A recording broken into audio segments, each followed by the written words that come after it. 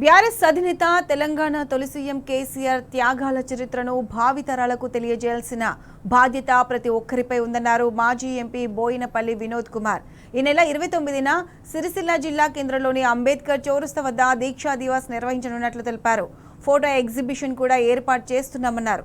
తెలంగాణ ఉద్యమకారులపై తుపాకీ ఎక్కుపెట్టిన వాళ్ళు ఇప్పుడు తెలంగాణ రైజింగ్ అంటున్నారని విమర్శించారు.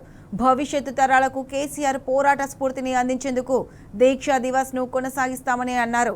తెలంగాణ వాదులు బీఆర్ఎస్ శ్రేణులు దీక్షా దివస్ లో పెద్ద ఎత్తున పాల్గొనాలని వినోద్ కుమార్ పిలుపునిచ్చారు. అనంతరం సభాస్థలిని స్థానిక నేతలతో కలిసి పరిశీలించారు.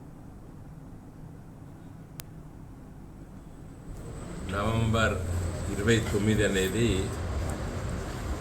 చరిత్రలో ఒక ముఖ్యమైన ఘట్టం. తెలంగాణ రాష్ట్ర ఏర్పాటు ప్రక్రియ లోపల ఎన్నో ఘట్టాలు ఉన్నాయి. దాంట్లో ఇది అతి ముఖ్యమైనటువంటి నిర్ణయము. కేసీఆర్ గారు తీసుకున్న నిర్ణయం ఆమర నిరాహార దీక్ష నిర్ణయం.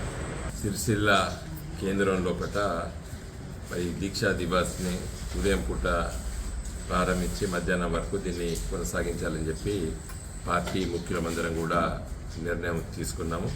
ఈసారి మరి పట్టణం లోపల అంబేద్కర్ స్టాచ్యూ దగ్గర చేయాలని చెప్పి ఆలోచన చేస్తాం. కాబట్టి రాజన్న సిరిసిల్ల జిల్లాలో ప్రతి గ్రామం, ప్రతి మండల కేంద్రం నుండి మా పార్టీ కార్యకర్తలు వస్తారు.